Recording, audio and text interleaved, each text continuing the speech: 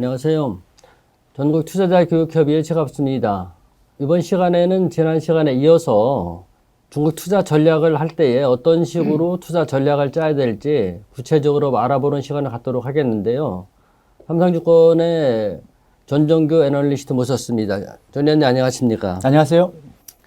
그 투자자분들이 가장 중요하게 이제 여기는 게 직접 투자이건 간에 또는 펀드 투자이든 간에 수익률 문제로 귀결되거든요. 그래서 가장 중요한 건 올해 금년도에 그 주식 시장이 어떤 식으로 흘러갈지 간단하게 한번 진단해 주시죠.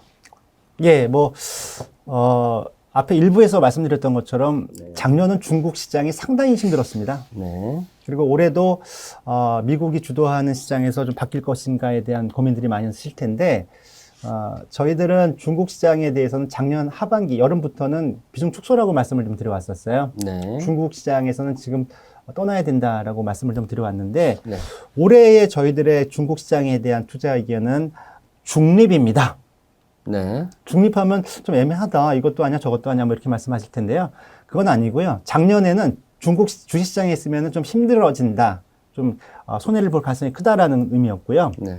올해는 그나마 시장은 좀 이렇게 위아래로 흔들면서 가겠습니다만 살 종목과 팔 종목이 확실하게 나타날 것이다라고 보는 겁니다. 목적을 잘 가려라 이런 말씀이신가요? 투자의 그런 전략을 잘 세우시면은 네. 어떻게 보면 이제 팔 종목과 살 종목에 대한 전략을 잘 세우신다면은 네. 수익을 다시 올릴 수 있을 것이다.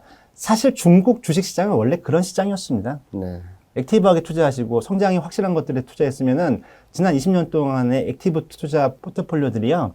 시장을 항상 이겼던 시장이었거든요. 네. 그게 작년에 깨졌죠. 지금 하시는 말씀이 옥석을 잘 가려라 이런 말씀을 맞습니다. 하셨는데 옥석 가리기라는 한 표현이 가장 어떻게 보면 좀 비열하고 네. 어떻게 보면 좀 기회주의적이라고 말씀하시는데 근데 중국은 그렇지 않습니다. 왜냐하면 그렇게 불편하게 만들지 않을 수 있게 일단 정부가 알아서 방향을 제시하고 있기 때문에 네. 저희가 꼼꼼하게 체크하면 될 거다라고 저희들은 보고 있어서요. 시청자 여러분들이 보시기에는 이번 시간이 아주 중요하겠네요. 이 맞습니다. 전문가들이 보기에는 옥석 가리기가 상당히 쉽지 않을 테니까 전 의원님이 이번 시간에 해법을 한번 일러주시도록 하시죠. 네.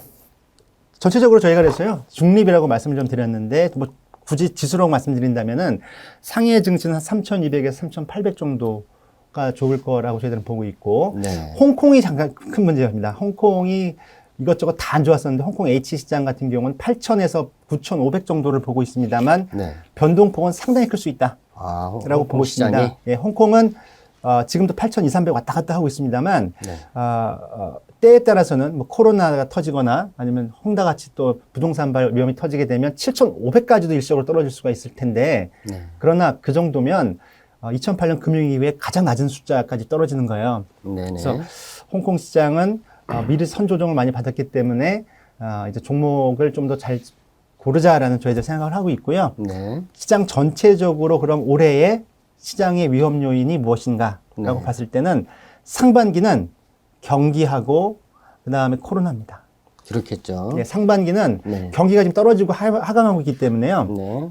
얼마나 부동산 경기가 떨어질 것인지, 네. 그다음에 소비가 안 좋을 것인지가 되게 중요하고, 그다음이 이제 코로나가 더 퍼지게 되면 어떻게 할 건가. 지금은 안 보여요. 네. 근데 동계올림픽 끝나고 나면 그걸 열기 때문에 이제 보일 수가 있다라는 것이 중요하고요.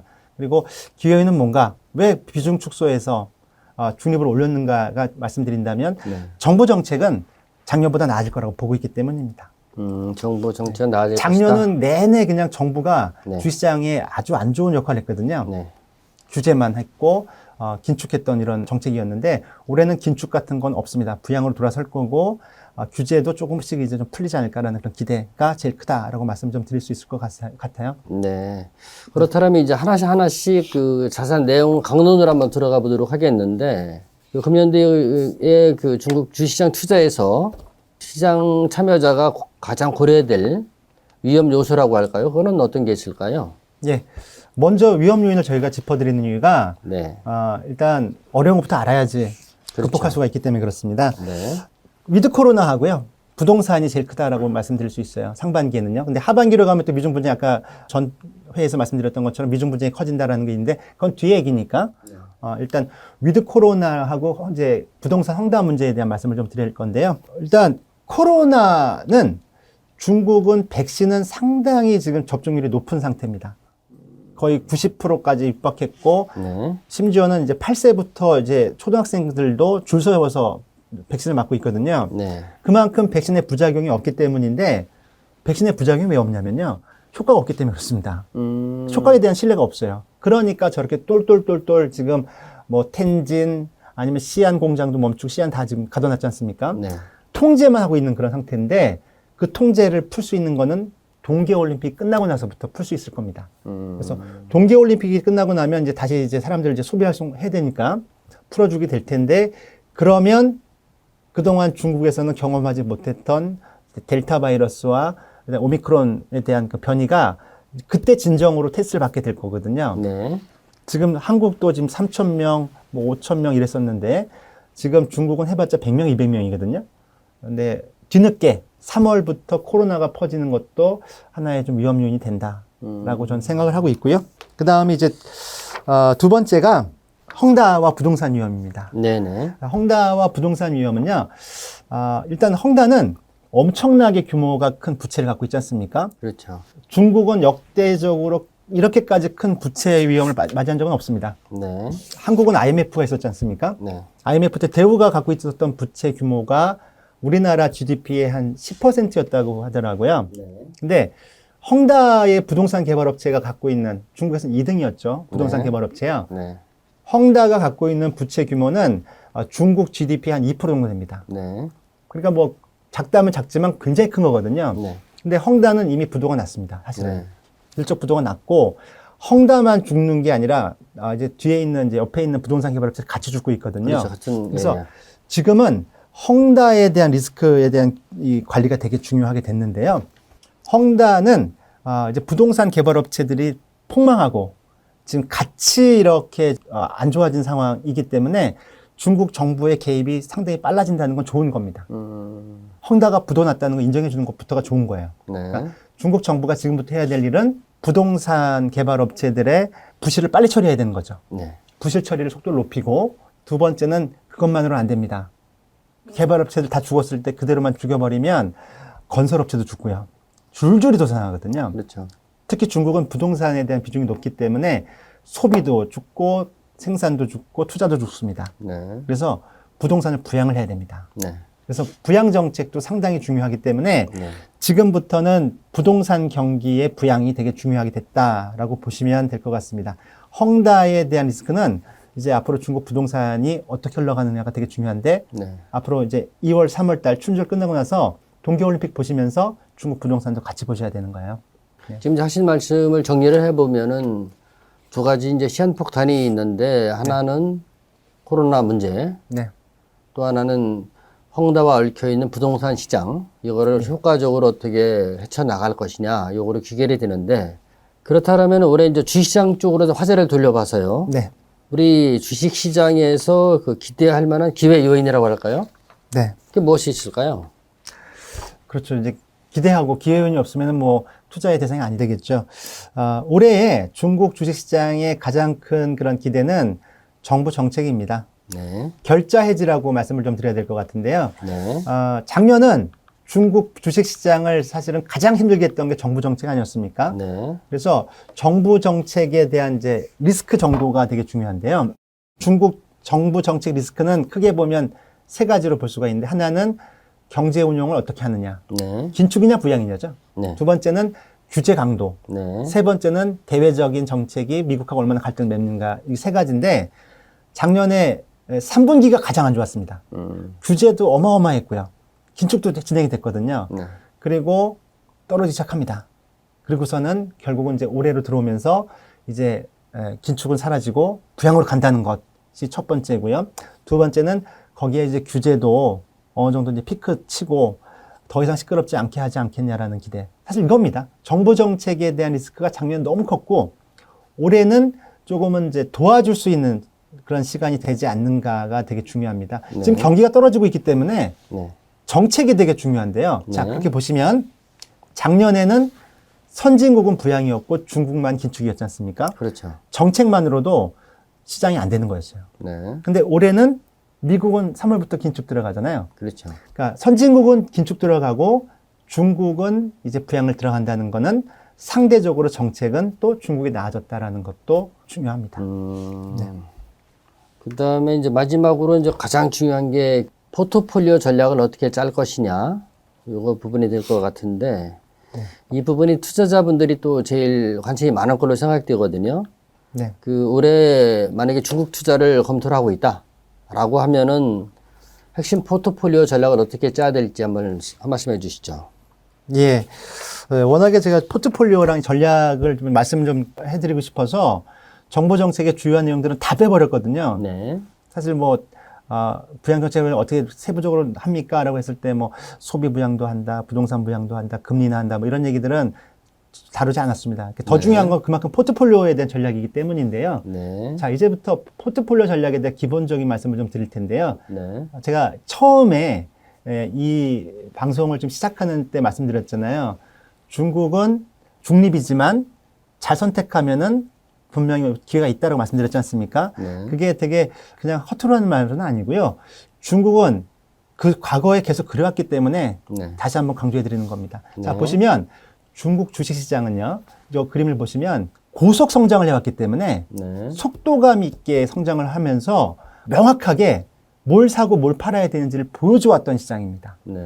그냥 성장을 대변하고 있기 때문에 중국 시장에선 성장주가 좋았다는 건 분명해요. 네. 근데 여기 보시면은 이제 1990년부터 주식시장이 열리지 않습니까? 네. 근데 1990년부터 말씀을 좀 드린다면은 처음에 문을 열 때 그때 개혁 개방의 초창기였습니다. 네. 그래서 모든 기초 인프라를 만드는 게 엄청나게 성장을 했었어요. 네. 그래서 기초 인프라 관련한 석유, 화학, 철도 건설, 은행 이런 것들이 굉장히 주식시장이 좋았고요. 네. 2000년에 들어가면서 20년 동안 생각해 보시면 이때부터 저희들은 직접 투자를 했기 때문에 이제 기억이 나실 겁니다. 2000년부터는 중국은 전 세계에서 가장 강력하고 짧은 세 가지 붐이 옵니다. 투자 붐이 오고요. 네. 제조 붐이 오고 소비 붐이 옵니다. 네. 근데 그때를 딱 생각해 보시면 투자 붐 때는 우리나라 2007, 8년에 기억하시면 되실 겁니다. 철강 조선 기계가 10배씩 올랐잖아요. 그렇죠. 바로 그때 시클리컬이 가장 좋았고요. 네. 제조 붐 때는 중국이 제조 공장이 돼서 전 세계에 제품들을 수출하지 않습니까? 네. 그래서 그때는 당연히 IT 자동차가 주가가 좋았고요. 네. 그리고 가장 최근이 소비 붐입니다. 네. 중국 사람들도 이제 인당 GDP 10,000달러로 가는 과정, 3,000에서 10,000달러로 가는 과정 중에서 해외여행 시작했고, 막 이제 여유 소비재들을 소비하기 시작하면서 대표적인 소비 플랫폼인 뭐 이제 2010년부터 폭발적으로 10배씩 성장하는 이제 플랫폼의 시대가 왔고, 네. 백주의 시대가 왔고, 해외여행 관련한 주식들이 10배씩 올라가고, 네. 이제 이러한 소비 관련주들이 올라왔던 것이었거든요. 네. 자, 그러면 작년은 여러 가지 뭐 스토리가 있었습니다만 이제 패러다임 시프트가 된다고 말씀드렸지 않습니까? 네. 시진핑 주석이 더욱더 강력하고 명확하게 이야기를 하고 있습니다. 내가 가고자 하는 길은 공동 보유와 친환경이다 라고 얘기를 하고 있습니다. 네. 이 패러다임에 맞게 주식을 다루시면 될 것 같아요. 시진핑 주석이 사야 될 종목과 팔아야 될 종목을 이야기하고 있다고 말씀드렸지 않습니까? 네. 그 해답이 바로 여기에 있는데요. 결국 이 공동부유 패러다임과 친환경에 적합한 주식들을 사고 팔자라는 것이고, 거기 보시면 민생, 법치, 국가 경쟁력이라고 하는 네. 이 세 가지 카테고리도 유념해서 기억해 두시면 좋을 것 같습니다. 네. 그러면 이제 구체적으로 한번 들어가 봐서 금년도에 중국 시장에서 우리가 사야 될 부분, 네. 비중을 축소해야 될 이런 섹터를 달락달락 엮어가지고 네. 한번 설명을 해 주시죠. 예. 이제부터는 구체적인 이제 전략으로 말씀을 좀 드리도록 하겠습니다. 네. 이제 뭘 사고 뭘 팔아야 되는가에 대한 이제 가장 중요한 이제 이야기를 하게 될 텐데요. 네. 저희들은 명확한 생각을 좀 가지고 있는 편입니다. 그래서 아까 말씀드렸던 것처럼 제일 먼저 관심을 집중해야 될 것이 뭔가라고 봤을 때는 네. 국가 경쟁력을 키우는 쪽과 친환경 패러다임 뭐 이런 쪽으로 집중을 하셔야 될 건데요. 네. 그냥 이른바 정부 정책 수혜주입니다. 네. 통상적으로 정부 정책 수혜주다라고 이야기를 하는 그런 쪽인데요. 네. 공동부유와 친환경에 대한 이제 패러다임은 굉장히 강하고 긴 호흡이거든요. 네. 그러니까 시진핑이 40년 동안에 못했던 거를 이제 최소한 앞으로 10년 동안에는 세게 하겠다는 거 아니겠습니까? 네. 그래서 공동보유와 친환경 관련한 밸류체인에 대해서 관심을 갖고 가셔야 되고 어마어마한 재정 투입이 될 것이고 어마어마하게 정책적으로 지원을 하게 될 것이니까 딱 생각하시면은 2010년대가 플랫폼의 시대였다면 네. 2020년대의 초반은 네. 무조건 친환경부터 시작한다는 게 첫 번째입니다. 네. 친환경 밸류체인 태양광 풍력뿐만이 아니라 전기차 밸류체인 다 들어가지 않습니까? 네. 그래서 상당히 좀 폭넓게 좀 보실 필요가 있을 것 같고요. 네. 그리고 나머지 또 두 가지가 있는데요. 친환경뿐만이 아니라 국산화도 되게 중요한 하나의 아이템입니다. 네. 국산화가 왜 필요하냐면 그동안에 중국의 어떻게 보면 이제 제조업을 먹여 살렸던 거는 카피캣입니다. 따라하기지 않습니까? 네. 카피 능력이 굉장히 뛰어나서 사실은 원자폭탄도 카피를 했고 네. 그리고 혹시 원자력 발전소나 네. 그다음에 지금 고속철도 있지 않습니까? 네. 이것도 사실 독일한테 기술을 받는 건데 네. 지금은 다 자체적으로 하고 있어요. 네. 굉장히 빨리 어떻게 보면 습득을 하고 카피를 하거든요. 네. 더 이상 못합니다. 이제 첨단 산업에 대해서 공짜 없다라고 지금 중국에서 미국과 선진국다가 지금 동맹을 맺고 있기 때문에 반도체면 반도체, 첨단 산업에 관련돼 있는 모든 것들은 이제 자기 스스로 만들어야 되거든요. 네. 능력이 안 되지 않습니까? 네. 그러다 보면 중국의 방법은 적극적으로 받아들이고요. 네. 테슬라처럼 삼성전자처럼 시장을 개방해서 받아들이는 게 하나가 방법이 있고 그 다음에 밑단에 있는 이제 부품 소재는 국산화를 빨리 하는 겁니다. 네. 그래서 국산화 쪽은 생사를 걸고 계속 키울 거예요. 네. 그러면 결국 국산화 관련한 게 되게 좋다는 뜻인데요. 그럼 어떻게 국산화를 고를 수 있겠습니까? 저희들은 그 많은 기업들을 해서 고르기가 상당히 힘들 거기 때문에 그냥 커창판이나 이런 쪽에 네. 어떻게 보면 지수에 대한 투자가 유리할 거다라고 저희들은 보고 있고요. 네. 그다음에 마지막 세 번째가 이제 신형 인프라라고 하는 건데요. 네. 신형 인프라라고 하는 거는 과거에는 인프라라고 하면 시멘트와 뭐 이제 이런 것들이 철강이 생각납니다. 네네. 항만 만들고 도로 만들고 공항 만들고 네. 병원 짓고 이런 것이었지 않습니까? 이제 신형 인프라는 약간 다른 거죠. 지금 많은 분들이 얘기하는 것처럼 중국의 신형 인프라는 통신망부터 해서 네. 어떻게 보면 이제 빅데이터라든지 데이터 센터, 그러니까 네. 디지털 인프라라고 보시면 되는 것들이거든요. 디지털 인프라 플러스 새로운 에너지 네. 이런 것들이 바로 이제 신형 인프라인데 네. 여기에 사활을 걸 겁니다. 네. 지금 선진국의 약점은 뭐냐면요. 네.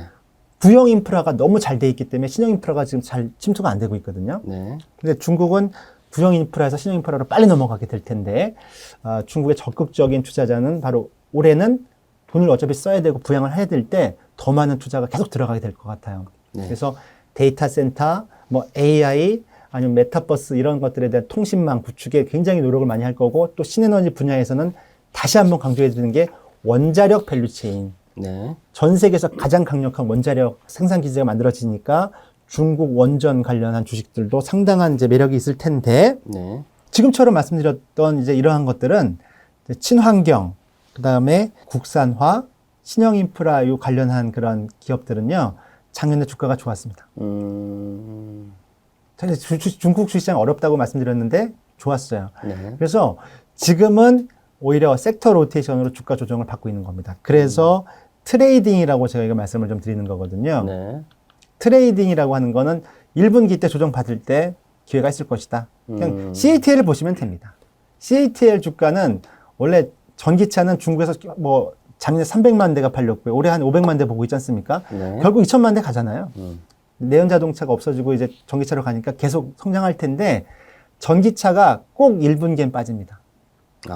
특별한 이유가 있는 거예요, 그게? 예, 1분기에 빠지는 이유는 뭐냐면 연초가 되면 연초 효과가 전기차는 무조건 빠집니다. 이유는 연초가 되면 보조금 지급이 축소가 됩니다. 보조금 지급이 축소가 된다? 예, 보조금 지급이 축소가 되니까 판매가 안 되죠. 근데 올해가 마지막이에요. 올해가 이제 보조금 축소 또 발표했지 않습니까? 30%. 그래서 그거 발표 또 하고 플러스 신형 모델이 좀 뒤에 나와요.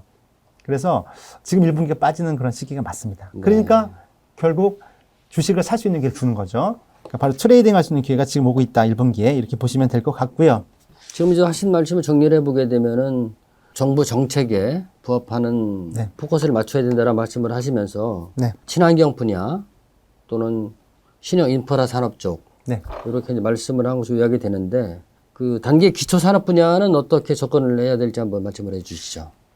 예, 단기 기초산업은 민생 관련한 거 아닙니까? 공동부유에 걸려 있습니다. 네. 공동부유에 걸려 있는 산업은 올해도 상당히 힘들 것이다 라고 봅니다. 왜냐하면 파퓰리즘, 중국 시진핑 주석이 상당한 인기를 계속 끌기 위해서 공동부유를 할 때 피해를 보는 게 명확하거든요. 네. 그러니까 신경제에 대해서는 이제 규제를 좀 풀릴 수가 있어도 부경제에 대한 그러니까 의, 식, 주, 교육, 뭐 게임, 뭐 이러한 기초산업들은 네. 계속 어려워진다라는 관점에서 매력이 없습니다. 그래서 구조조정이 끝날 때까지는 부동산 개발업체 구조조정 들어갔죠. 교육업체 지금 구조조정 들어갔지 않습니까? 섣불리 들어가시면 안 되고 아예 네. 좀 굉장히 멀리 그냥 관심권에서 벗어나셔야 될 것 같고요. 게임 같은 건 어떻게 보시나요? 게임은 교육하고는 좀 다릅니다. 게임은 일정 부분 어린이들이 하는 것들은 학부모들이 싫어하기 때문에 어린이들이 하는 것들을 규제하는 건데 굉장히 규모가 작은 편이에요. 아, 규모가 작습니다. 한 5%에서 8% 정도밖에 안 되거든요. 그러니까 어른들이 즐기는 그런 어떻게 보면 이제 그거는 게임은 규제가 별로 없을 거라고 보이고 거기에 뭐 엔터테인먼트 규제 말도 안 되는 것들 있지 않습니까? 네. 뭐 연예인들은 뭐 우락부락 해야 된다 이런 거 말도 안 되잖아요. 그럼 시장에서 소비자들은 이미 소비 능력이 이렇게 커져 있는데 뒤로 못 가거든요. 결국 다시 풀릴 겁니다. 이런 쪽은. 그건 공청당의 역할이라서 풀릴 거다라고 봐서 저는 컨텐츠나 네. 게임은 나쁘게 보지 않습니다. 우리나라 투자자분들한테도 저는 그렇게 말씀을 좀 드리고요. 네. 어쨌든 이제 거기에 플러스 구조조정이 끝날 때까지 기초산업은 쳐다볼 필요 없다라고 말씀을 좀 드렸지만 은행도 거기에 포함이 됩니다. 은행은 왜 그렇죠? 은행은 구조조정에 돈을 대야 되거든요. 아, 홍대 같은 네, 데에다가. 부동산 개발업체들이 망하고 부실한 기업들을 적어도 한 6%, 8%를 떨어내면 네. 다 그게 은행들 비용이거든요. 네. 그래서 구조조정이 끝날 때까지 은행도 쳐다볼 필요는 없다라고 저희들은 그렇게 보고 있고요. 네. 그럼 지금 하신 말씀을 정리를 해보면은 홍다 그룹과 같은 부동산 개발업체, 예, 부도 문제 때문에 부동산은 조금 비중을 축소를 하고, 네, 그 다음에 공동 부유와 연결된 네, 같이 잘 먹고 살자고 하다 보니까 이 사교육 죽이고 하는 거, 네. 이쪽도 비중 축소를 해야 되고, 또 금융업종도 부동산 업체들이 망하게 되면 돈을 대줘야 되기 때문에 비중을 축소해달라. 이런 말씀으로 맞습니다. 정리가 될 수 있을 것 같습니다. 아마 마지막으로 많은 분들이 이제, 안 갖고 계시겠죠. 네. 마지막으로 플랫폼이나 소유비제 같은 경우에는 어떻게 보시나요? 일반적인 기관 투자자분들하고요. 네. 개인 투자자분들의 가장 큰 관심사가 또 여기 있습니다. 지난해 어려운 시기에 위너는 그나마 친환경 국산화 쪽이었고요. 네. 전기차 이런 쪽은 좋았지 않습니까? 그나마 위너는 이쪽에 있었고요. 그다음에 완벽한 패자는 작년에 플랫폼이었죠. 네. 그리고 지금 중국은 액티브하게 투자하면 시장은 어렵지만 우량주들은 항상 좋은 성과를 내줬습니다라는 걸 처음으로 깨트렸던 게 바로 여기였거든요. 네. 저도 사실 중국 펀드를 가지고 있다가 여름에 다 팔았습니다만 플랫폼 기업들이 상당히 안 좋았던 것인데요. 네. 자, 그러면 이제 플랫폼과 이쪽은 어떻게 해야 되는가에 대해서는 저는 바닥을 통과하는 과정이라고 보고 있습니다. 네. 그래서 많은 분들이 갑론을박들이 있어요. 그러니까 예전의 플랫폼이 아니다라고 생각하시는 분들이 많습니다. 뭐 글로벌 뭐 큰 IB들이 얘기하는 거는 중국 정부의 규제는 명확하게 이제 비즈니스 모델을 훼손시킬 거다. 네. 옛날의 플랫폼이 아니니까 이거 당분간 계속 어려울 거다라고 이야기하고 있지만 네. 저는 그렇게 보고 있지는 않습니다. 왜냐하면 플랫폼 기업들은요, 규제의 목적이 좀 다릅니다. 공동부유 때문에 이렇게 규제하는 거면 돈을 못 버니까 버려야 되는데 네. 플랫폼 규제의 목적은요, 다른 선진국하고 좀 비슷합니다. 선진국들은 못하고 있을 뿐이에요. 그러니까 플랫폼 기업들이 너무 커져서 국가 통제를 안 받기 시작합니다. 국경도 없고 산업의 장벽도 없습니다. 네. 그러니까 과도하게 반독점으로 넘어가거나 개인정보를 유출하거든요. 네. 그것들을 다시 잡겠다라는 거예요. 중국 정부는 통제력을 강화시키겠다는 관점입니다. 국가 통제력 밑으로 다시 집어넣겠다라는 거예요. 그래서 작년 한 해에 다 집어넣기 시작했습니다. 국가 반독점국이 설립이 됐잖아요. 네. 그래서 너네들은 더 너무 반독점이나 개인정보를 유출하는 행동을 하지 말라는 걸로 일단 가이드라인을 준 겁니다. 그리고 벌금까지 매겼거든요. 네. 그러면 결국 이거는 규제 범위가 이제 확정이 된 거고 그 다음에 그 영향이 확정이 된 거라고 좀 볼 수 있습니다. 네. 비즈니스 모델은 어떨까요? 비즈니스 모델은 성장력이 여전히 남아있다고 좀 보는 편입니다.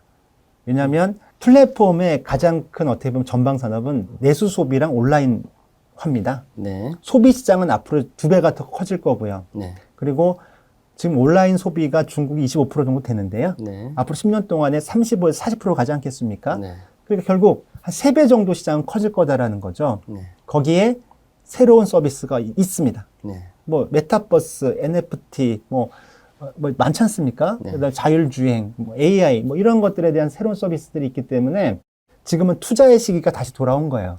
사실 많이 돈 벌 필요 없습니다. 돈 벌면 뭐 기부해야 되지 않습니까? 네. 그러니까 지금의 어떻게 보면 플랫폼 기업들은 이제 바닥을 만들고 다시 성장하는 전략을 짜는 쪽이다. 네. 난 저는 그렇게 보고 있고 지금 반토막 났거든요. 네. 알리바바랑요. 지금은 오히려 애널리스트들보다는 펀드 매니저분들이 먼저 이제 들어오기 시작해요.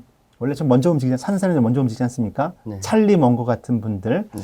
대가들이 이제 이쯤에서 사도 되지 않을까라고 보고 있어서 네. 저는 이제 플랫폼 대표 기업들 뭐 알리바바, 텐센트, 메이투안 디엠핑은 지금 바닥을 만드는 과정이다.